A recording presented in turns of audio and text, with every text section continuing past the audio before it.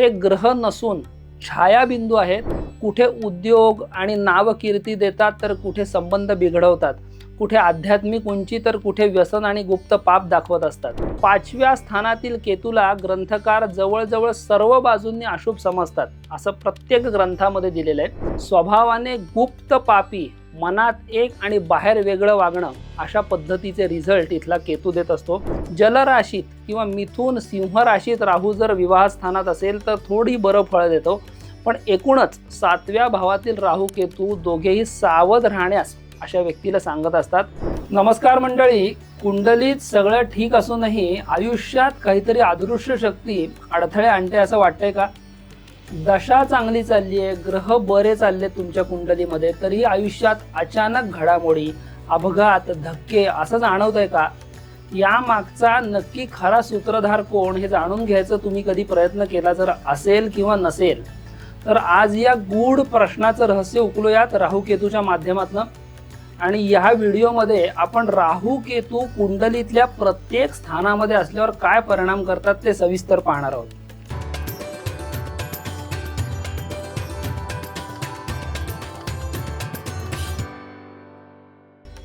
ज्योतिषातील गूढ आणि सगळ्यात जास्त भीती वाटणारे पण तितकेच अत्यंत महत्त्वाचे असे 2 छायाबिंदू कोणते असतील तर ते राहू आणि केतू हे 2 ग्रह स्वरूपातले आहेत. सगळ्यात आधी एक गोष्ट लक्षात ठेवायची आहे ती म्हणजे राहू आणि केतू हे प्रत्यक्ष ग्रह नाही आहेत, त्याला आपण ग्रह ही संज्ञा दिलेली आहे. आपल्या प्राचीन ज्योतिष ग्रंथात असं स्पष्ट दिलंय की ते म्हणजे चंद्राच्या कक्षेचा आणि सूर्याची फिरायची जी कक्षा आहे ज्याला क्रांतिवृत्त असं म्हणतात त्याचं छेदनबिंदू म्हणजे जिथे चंद्राची वाट आणि सूर्याची वाट एकमेकांना छेदतात त्या वरच्या बिंदूला राहू आणि खालच्या बिंदूला केतू असं नाव आपल्या आचार्यांनी दिलेलं आहे. बराच काळ प्राचीन ज्योतिषी या 2 छेदनबिंदूंना फलज्योतिषात वापरत नव्हते. वराह मिहिरासारख्या प्राचीन आचार्यांनी त्यांच्या ग्रंथात थोडासा उल्लेख यांचा जरूर केला आहे, पण नंतरच्या काळामध्ये भारतीय आणि पाश्चात्य दोन्ही ज्योतिषांना अनुभवातून असं कळायला लागलं की या 2 छायाबिंदूंनी माणसाच्या जीवनात जबरदस्त बदल घडतात. म्हणूनच आज आपण पाहतोय की राहू केतूला महत्त्वाचं फळाचं कारकत्व ज्योतिषशास्त्रामध्ये देण्यात आलंय. राहू आणि केतू नेहमी कुंडलीत एकमेकांपासून अगदी 180 अंशावर म्हणजे समोरासमोर असतात आणि त्यांची गती वक्री म्हणजे सतत उलट दिशेने असते. राहू केतू कधी मार्गी होत नसतात.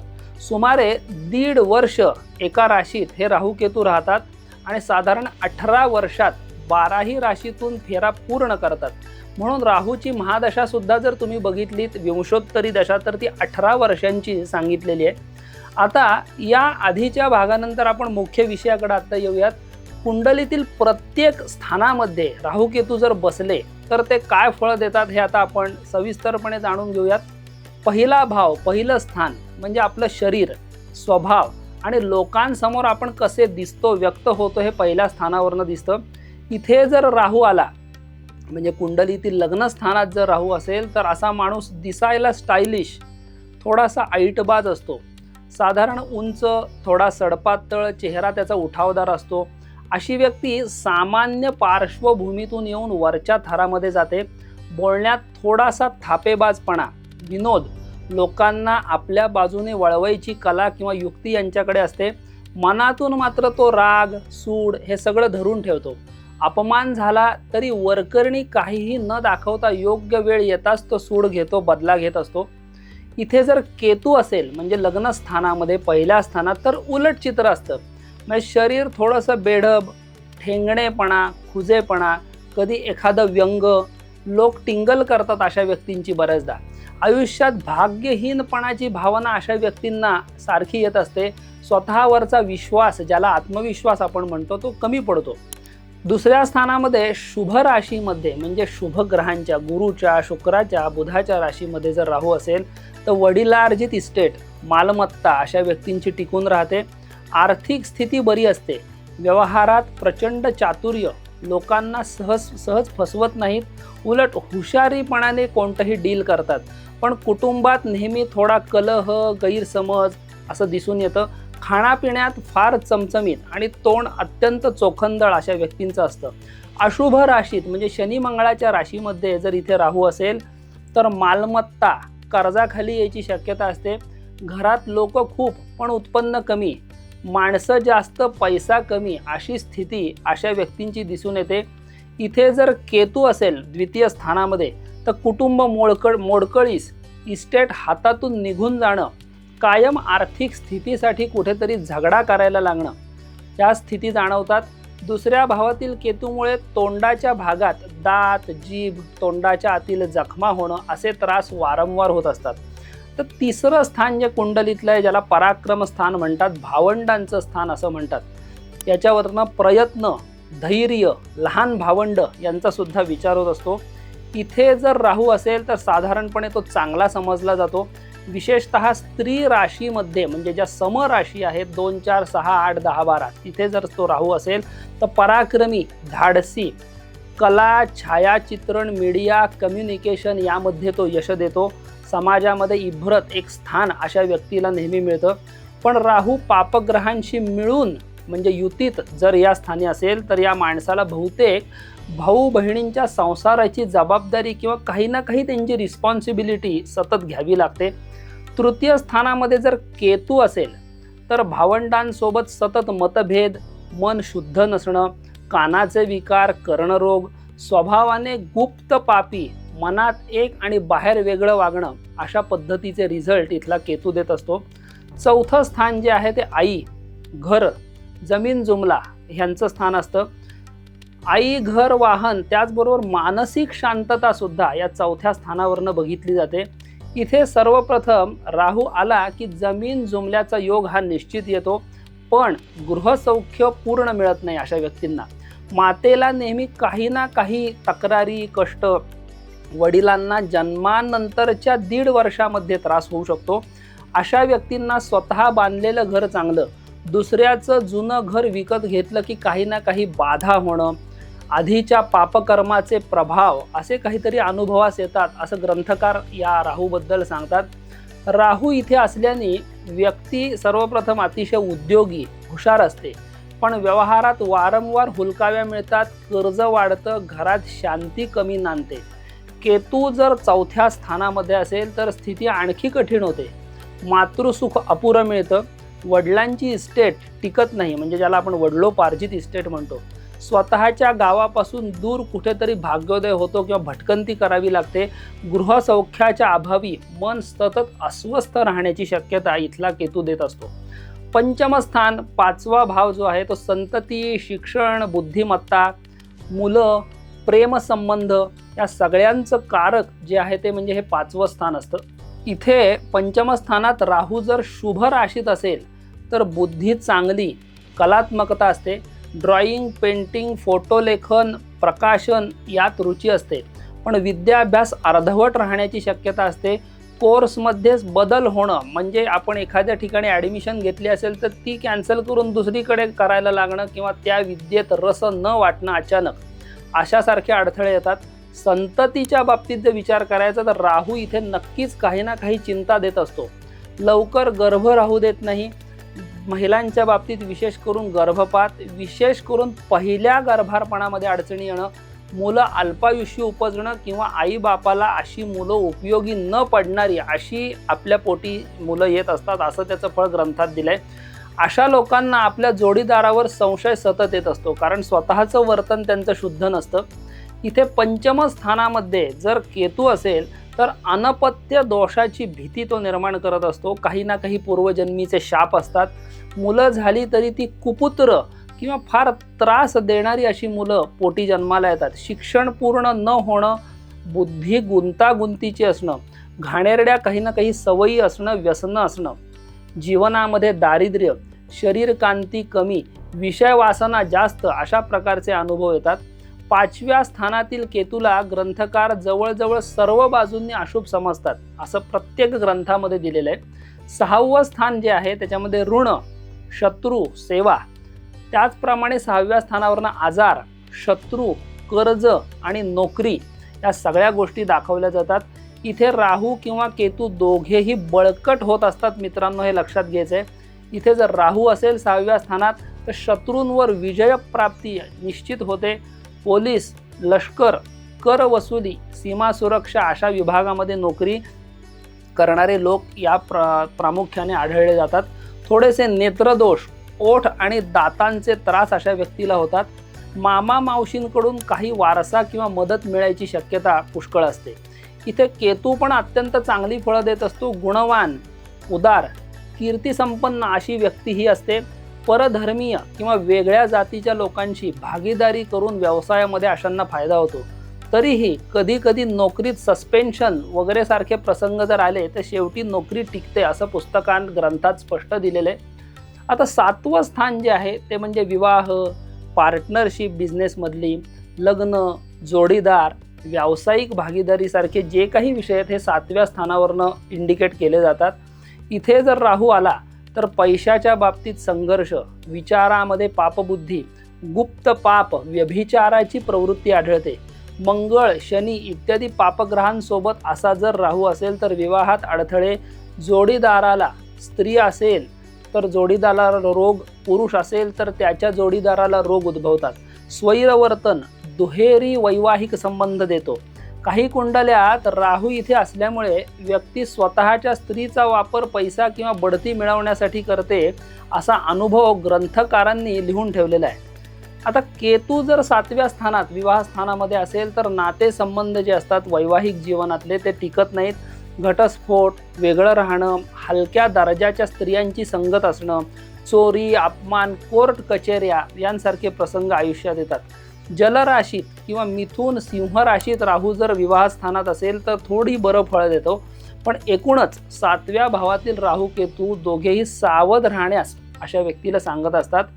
कुंडलीतलं जे 8वं स्थान आहे, अष्टम स्थान, आयुष्य, अपघात, गूढविद्या, त्याचप्रमाणे संवेदनशीलता, मृत्यू, अपघात, गुप्त गोष्टी यांचं कारक हे अष्टम स्थान आहे. इथे जर कुंडलीमध्ये राहू असेल तर आयुर्मान बऱ्यापैकी ठीक असतं, पण विषारी जनावरं, अपघात, गुप्तरोग, फूड पॉयझनिंग अशासारख्या रोगांची भीती असते. जलराशीमध्ये जर राहू असेल तर ही भीती जास्त असते. अधिकारी वर्गात अशा राहूमुळे लाचखोरीचा योग येतो. लाच पचत नाही तर अनेक अडचणी येतात. विशेष करून कोर्टाच्या चौकशा मागं लागायची किंवा पोलीस एन्क्वायरी मागं लागायची शक्यता असते. काही राशीत वृषभ, कर्क, सिंह, कन्या, वृश्चिक, मकर आणि मीन राशीत राहू असेल तर असा राहू शांत मृत्यू देत असतो. अष्टम स्थानात जर केतू आला तर आरोग्याच्या बाबतीत मात्र ग्रंथ फार कठोर फळं देतात. खितपत पडून मरण ज्याला आपण म्हणतो ते यायची शक्यता असते. अपघात, त्वचारोग, दंतरोग, गजकर्ण, अशुद्ध रक्तामुळे होणारे जे स्किन डिसीजेस आहेत, ॲलर्जीच्या तक्रारी त्या देत असतो. स्त्रीपासून सुखाचा अभाव अशा व्यक्तींना निर्माण होतो. म्हणजे 8व्या भावातील केतू जवळजवळ नेहमी क्लेशकारी असा समजला जातो. 9वं स्थान जे महत्त्वाचं त्रिकोणस्थान, भाग्यस्थान, धर्म, गुरुकृपा यासारख्या गोष्टी ज्या असतात या 9व्या स्थानावरून दाखवल्या जातात. इथे स्त्री राशीत राहू असेल तर धर्मनिष्ठ पण आधुनिक विचारांचा असा मनुष्य असतो. यशस्वी सरकारी नोकरी व्हायची शक्यता असते. 33 वर्षानंतर अशा व्यक्तींचा भाग्योदय होतो. स्वतःला मुलं नसली तरी भावाच्या मुलांचं संगोपन करण्याची तयारी, दान धर्म, एकंदरच दानशील असा स्वभाव असतो. पुरुष राशीत सिंह रास वगळून जर इथे राहू असेल तर पापाचरण, नीच संगत, धर्मभ्रष्ट वर्तन अशा लोकांचं आढळून येतं. केतू जर 9व्या स्थानामध्ये आला असेल कुंडलीमध्ये तर लहानपणी वडिलांना अशांच्या कष्ट होतात. स्वतःचं भाग्य कुठंतरी कमी पडतं. बाहेरून धार्मिक पण आतून दुटप्पी अशा प्रकारच्या या व्यक्ती असतात. भ्रष्टाचार, वेश्यागमन किंवा काही ना काही व्यसनं अशा व्यक्तींना आढळतात. अशी व्यक्ती अतिशय हुशार पण लोकांना खरी स्वभावरेषा अशा व्यक्तींची ओळखता येत नाही. कुंडलीतलं कर्मस्थान 10वा भाव जो आहे तो म्हणजे व्यवसाय, प्रतिमा आणि सत्ता यांचं कारक आहे. तसंच कार्यक्षेत्र आणि समाजातील प्रतिष्ठासुद्धा 10व्या स्थानावरनं कळत असते. इथे जर राहू असेल तर जबरदस्त तडफदारपणा, बुद्धिमत्ता, नोकरीमध्ये सत्ता आणि अधिकार प्रदान करत असतो. पोलीस, लष्कर, न्यायालय, मोठे अधिकारी, मंत्री, संपादक, नेते अशांच्या कुंडल्यांमध्ये राहू 10व्या भावात प्रामुख्याने आढळतो असं ग्रंथात नमूद केलंय. अशा लोकांना साधी क्लार्कची कामं कधीही जमत नाहीत. मोठी जबाबदारी मिळाली तरच त्यांचं कर्तृत्व दिसत असतं आणि ते उजळून पण येतं. 30 वर्षापर्यंत संघर्ष होतो. 36 ते 44 या वर्षात मोठा उत्कर्ष आणि मान सन्मान अशा व्यक्तींना लाभायची शक्यता असते. 10व्या स्थानामध्ये जर केतू असेल तर नोकरी साधारण दर्जाची, स्वतंत्र व्यवसायामध्ये फार यश अशा व्यक्तींना कधीही येत नाही. नैतिक आचरण प्रश्नचिन्हाखालीच अशा व्यक्तींचं असतं. काही राशींमध्ये म्हणजे मेष, वृषभ, कन्या, वृश्चिक, कधीकधी मीन आणि धनु इथला केतू थोडीशी चांगली फळं देत असतो. पण आईवडिलांशी मतभेद, घरात एकंदर शांतता कमी अशासारखी फळं मात्र मिळत असतात. 11वं स्थान जे आहे ते म्हणजे लाभ, मित्र, इच्छा, त्याचप्रमाणे मित्रमंडळी इत्यादी सगळ्या 11व्या स्थानावरून दाखवली जातात. इथे राहू फारच उत्तम मानला जातो. भरपूर पैसा, मोठ्या दर्जाची नोकरी, गाडी, मोटार, ऐश आराम अशा गोष्टींची आवड असते. पण पैसा मिळण्याची पद्धत नेहमी सरळ असतेच असं नाही आहे. सट्टा, लॉटरी, शर्यती, जुगार, दलाली किंवा एखाद्या टिप्सवर जगणं ज्याला आपण म्हणतो ते आढळतं. संततीच्या बाबतीत 1-2 मुलं, त्यापैकी एखाद्याला व्यंग किंवा दुर्बलता किंवा मनात कायम काळजी वाटणं इथला राहू देत असतो. लाभस्थानात जर केतू असेल तर नोकरीत नेहमी दुय्यम भूमिका, असिस्टंट, सचिव, पण गुप्त अधिकार मात्र भरपूर असतात. मित्र खूप, पण त्यांच्याकडून कधीतरी विश्वासघात व्हायची शक्यता असते. पैसा जमतो, दानधर्म करण्याकडे ओढा देखील असतो. संतती सुख मर्यादित, पण इतर लाभ मात्र चांगले होतात. कुंडलीतलं शेवटचे जे स्थान आहे 12वं स्थान ते म्हणजे नुकसान, परदेश, अध्यात्म, खर्च, अंतर्मन यांसारख्या गोष्टी या 12व्या स्थानावरनं इंडिकेट होतात. इथे जर राहू असेल तर परदेश प्रवास, परप्रांतामध्ये भाग्योदय अशासारख्या घटना घडतात. पैसा येतो आणि खर्चही तितक्याच सढळ हाताने अशा व्यक्तींचा होतो. गुप्त पाप, बाहेरून सज्जनतेचा ढोंग अशा लोकांचा उल्लेख ग्रंथात खास करून या राहूचा आलेला आहे. नेत्ररोग, पायाचे विकार, मूत्राशय या भागांना विशेष करून त्रास व्हायची शक्यता असते. केतू जर 12व्या स्थानामध्ये असेल तर परदेश भटकंती, लहरी स्वभाव, खर्चिक पण उदार अशी व्यक्ती असते. बुध, गुरु, शुक्र यांचे शुभयोग जर अशा केतूशी असतील तर शास्त्रज्ञान, आध्यात्मिकता, शेवटी वैराग्य, योगाभ्यास यांसारख्या गोष्टी तो देतो. येथील केतू डोळ्यांना त्रास देत नाही, उलट डोळे सतेज असतात असं वर्णन केलेलं आहे. राहू केतू 12व्या भावात असून त्यांच्यावर सूर्य, मंगळ यांच्या अशुभ दृष्ट्या पडल्याशिवाय कारागृहासारखी कठोर संकट येत नाहीत. हे ग्रंथातील अत्यंत महत्त्वाचं निरीक्षण देऊन ठेवलेलं आहे. तर मित्रांनो, आपण आज राहू केतूची संपूर्ण ओळख पाहिली. ते ग्रह नसून छायाबिंदू आहेत, पण कुंडलीतील प्रत्येक भावात ते खोलवर परिणाम करत असतात. कुठे उद्योग आणि नावकीर्ती देतात तर कुठे संबंध बिघडवतात, कुठे आध्यात्मिक उंची तर कुठे व्यसन आणि गुप्त पाप दाखवत असतात. यातला कोणताही भाग ऐकून तुम्ही घाबरायचं नाही आहे. जिथे दोष आहे तिथे उपाय, दान, जप, शांती, सदाचार यांसारख्या गोष्टी निश्चित असतात. सर्वात महत्त्वाचं म्हणजे या ग्रहांच्या ऊर्जेचा योग्य वापर कसा करायचा हे समजून घेणं आवश्यक आहे. तर अशासाठी आपण आम्हाला केव्हाही संपर्क करू शकता. नमस्कार.